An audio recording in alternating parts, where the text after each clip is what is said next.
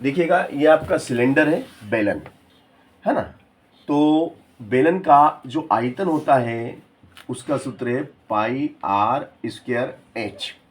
यानी कि जो ये जिसका जो आधार कैसा है, आधार इसका वर्ताकार है, आधार कैसा है, वर्ताकार है। तो ये हो गया वृत्त का क्षेत्रफल। देखो ये वृत्त का क्षेत्रफल और उसमें गुणा हो गया ऊंचाई का, वृत्त का क्षेत्रफल और उसमें गुणा हो गया ऊंचाई का। तो ये हो गया इसका आयतन कि भाई ये इसका पाई आर स्क्वायर एच क्या है, इसका आयतन है। अब इसका जो वक्र पृष्ठ है, वक्र पृष्ठ जिसको हम सरफेस एरिया कहते हैं, सरफेस एरिया होता है इसका 2 पाई आर एच। अब ये 2 पाई आर क्या है, इसकी परिधि है, परिधि में ऊंचाई का गुणा हो गया। अब इसका जो संपूर्ण पृष्ठ whole S W, whole area, इसका जो संपूर्ण पृष्ठ है वो होता है 2 पाई आर कोष्टक में आर प्लस एच।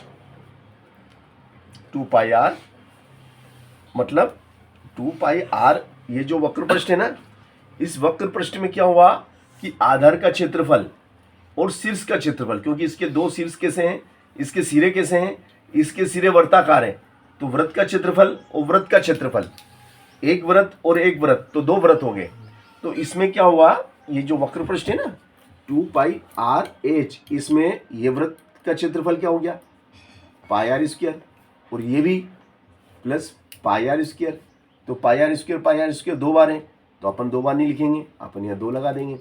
अब यहाँ से देखो 2 पाई आर दोनों में, तो 2 पाई आर बाहर आ गया, क्या रह गया यहाँ पे एच रह गया।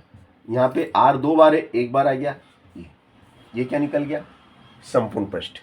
समझ गए ना, ये संपूर्ण पृष्ठ